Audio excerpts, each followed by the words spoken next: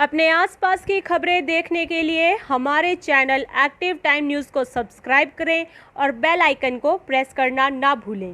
पालिका अध्यक्ष के दोषपूर्ण रवैये को लेकर सफाई कर्मियों ने की हड़ताल शुरू। पालिका के मुख्य द्वार पर धरना शुरू। पालिका अध्यक्ष माफी मांगे तभी होगी हड़ताल खत्म। कस्बे में सफाई कर्मियों के द्वारा झाड़ू डाउन हड़ताल शुरू कर दी गई है। सफाई सेवकों की यूनियन के जिला पदाधिकारी दीपक कुमार ने बताया कि पालिका अध्यक्ष चमकौर सिंह सफाई कर्मचारियों को बेवजह प्रताड़ित कर रहे हैं और ड्यूटी के अलावा कार्य के लिए दबाव बनाते हैं। अगर कोई सफाई कर्मी ड्यूटी के बाद कार्य करने से मना करता है तो उसे सस्पेंशन ऑर्डर देने की धमकी तक दे डालते हैं। प्राप्त जानकारी के अनुसार सफाई कर्मियों से संबंधित विभिन्न मांगों को लेकर उनके एक जिला स्तर के पदाधिकारी दीपक कुमार पालिका अध्यक्ष और लक्ष्मी नारायण मोदी से मिलने गए थे। पालिका अध्यक्ष व ईओ से उन्हें बिना बात सुने कार्यालय से बाहर कर दिया और उनकी बातों को अनसुना कर दिया। इससे रुष्ट होकर सफाई कर्मियों ने नगर पालिका के मुख्य द्वार के सामने झाड़ू डाउन हड़ताल शुरू कर दी। लगातार 3 दिनों से सफाई सेवकों की हड़ताल के चलते कस्बे में सफाई व्यवस्था बिगड़ने के आसार पैदा हो गए। सफाई कर्मचारियों के पदाधिकारियों का आरोप है कि वे बेवजह किसी की धौंस नहीं सहेंगे। उन्होंने चेतावनी दी है कि जब तक पालिका प्रशासन सफाई कर्मचारियों को मान सम्मान नहीं देगा और माफी नहीं मांगेगा, यह हड़ताल लगातार जारी रहेगी। हड़ताल को लेकर पुरुष व महिला सफाई कर्मचारी नगर पालिका के मुख्य द्वार के सामने धरना लगाकर बैठे हैं। कस्बे में सफाई कर्मियों के द्वारा साफ सफाई नहीं की गई है, जिससे जगह जगह गंदगी का आलम फैल गया है। शनिवार को शाम तक न ही पालिका अध्यक्ष मौके पर पहुंचे थे और न ही पालिका प्रशासन का कोई अधिकारी सफाई सेवकों से बातचीत के लिए धरना स्थल पर ही आया। इस संबंध में नगर पालिका अधिशासी अधिकारी लक्ष्मी नारायण मोदी ने एक्टिव संदेश को बताया कि सफाई कर्मचारियों से किसी प्रकार का दुर्व्यवहार नहीं किया गया है। शुक्रवार को अचानक उन्होंने हड़ताल कर नियमों की अवहेलना की है। इन्हें कार्य पर वापस आने के लिए नोटिस जारी किए जा रहे हैं। अगर कोई समस्या है तो वह मंडल के समक्ष रखें। न्याय संगत मांग को माना जाएगा।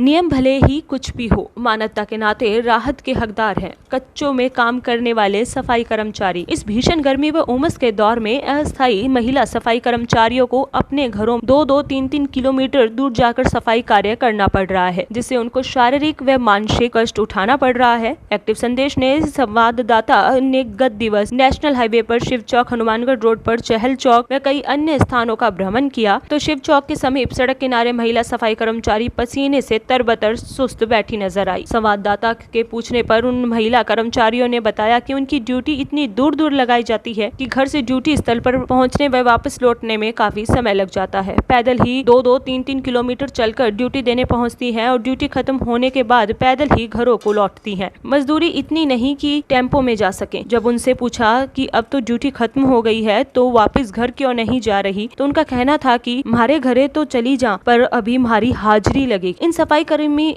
महिलाओं ने बताया कि दिन में 4 बार उनकी हाजिरी लगती है। पहली हाजिरी सुबह 6 बजे, दूसरी 10:30 पर, तीसरी हाजिरी दोपहर 3 बजे और चौथी हाजिरी 6 बजे। मानवता के नाते राहत के हकदार। नगर परिषद के नियम कायदे कानून भले ही कुछ भी हों, परंतु इतने कम वेतन में भीषण गर्मी में काम करने वाली इन महिला सफाई कर्मियों के लिए मानवता के नाते कुछ राहत सभापति व आयुक्त दे सकते हैं। इसके लिए शहर में कोई टी पॉइंट निर्धारित कर दी जाए, जहाँ से इन सफाई कर्मियों को ड्यूटी स्तर पर पहुँचकर ड्यूटी खत्म होने पर वापसी उसी ही पॉइंट पर लाकर छोड़ दिया जाए, जिससे इस भीषण गर्मी व उमस में वे पैदल जाने आने के कष्ट से बचेंगी। इन महिला सफाई कर्मचारियों का यह भी कहना था कि वे काम से नहीं थकती, परंतु घरों से ड्यूटी स्थल पर पैदल आना व वापस पैदल जाना उनके लिए सबसे बड़ी परेशानी है।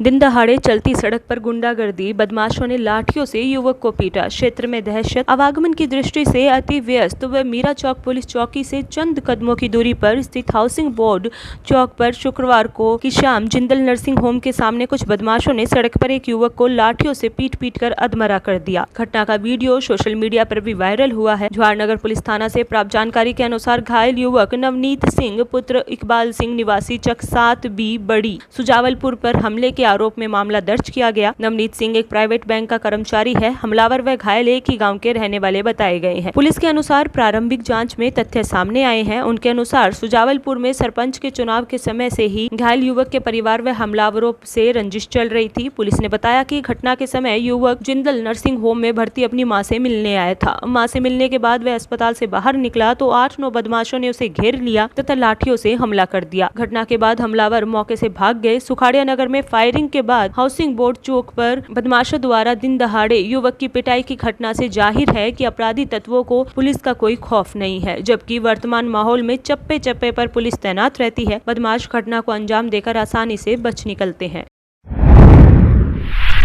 शहर में बिजली व पानी की कटौती से नागरिक परेशान। भीषण गर्मी व उमस में बिजली पानी की भरपूर खपत, बार बार के विद्युत कट से नागरिक परेशान। भीषण गर्मी व उमस के इस दौर में पीने के पानी व विद्युत सप्लाई में बार बार आ रही बाधा से शहर के नागरिक परेशान हैं। आए दिन रात के समय अलग अलग कॉलोनियों में अघोषित विद्युत कट लगाए जा रहे हैं, जिससे लोग रात को चैन की नींद नहीं सो पाते। विद्युत कट की स्थिति में परेशान नागरिक जब विद्युत अधिकारियों को फोन करते हैं तो अधिकारी लोग फोन ही नहीं उठाते, जिससे नागरिकों का गुस्सा बढ़ रहा है तथा वे विद्युत कार्यालयों के समक्ष जाकर प्रदर्शन कर रहे हैं। शहर की बिजली पानी की समस्या को लेकर पार्षद भी अनेक बार जिला कलेक्टर व विद्युत पेयजल के बड़े अधिकारियों से मिल चुके हैं, परंतु समस्या ज्यों की त्यों बनी हुई है। जिला कलेक्टर भी बिजली पेयजल अधिकारियों को नियमित सप्लाई के लिए पाबंद नहीं कर रहे। विद्युत विभाग के अधिकारी यह कहकर पल्ला झाड़ लेते हैं कि बिजली की खपत बढ़ रही है, लोड अधिक होने के कारण ट्रांसफार्मर में फॉल्ट आ जाता है। जब विभाग एक एक यूनिट का पूरा पैसा वसूलता है तो नए ट्रांसफार्मर लगाना विभाग की जिम्मेवारी है।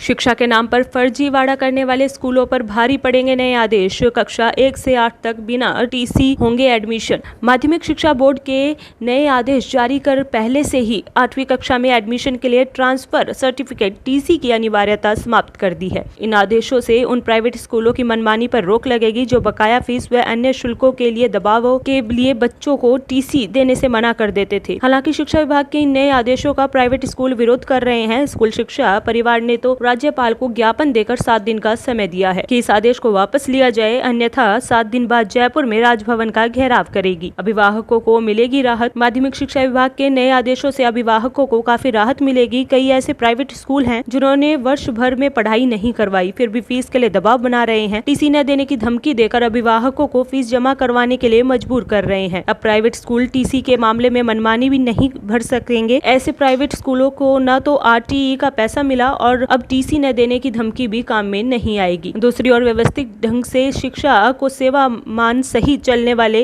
प्राइवेट स्कूलों को किसी प्रकार की कोई परेशानी नहीं होगी। इन्हें आरटीई राशि का भुगतान भी मिला है और अभिभावक भी बच्चों की पूरी फीस जमा करवा रहे हैं, क्योंकि इन स्कूलों ने शिक्षा के नाम पर कोई फर्जीवाड़ा नहीं किया, सही मायने में बच्चों को शिक्षित किया है। अभिभावक भी ऐसे स्कूलों की व्यवस्थाओं से खुश हैं। नए आदेश उन प्राइवेट स्कूलों पर भारी पड़ेंगे जिन्होंने कोई क्लास भी नहीं लगाई और पूरी फीस के लिए अभिभावकों पर दबाव बना रहे हैं, टीसी न देने की धमकी दे रहे हैं।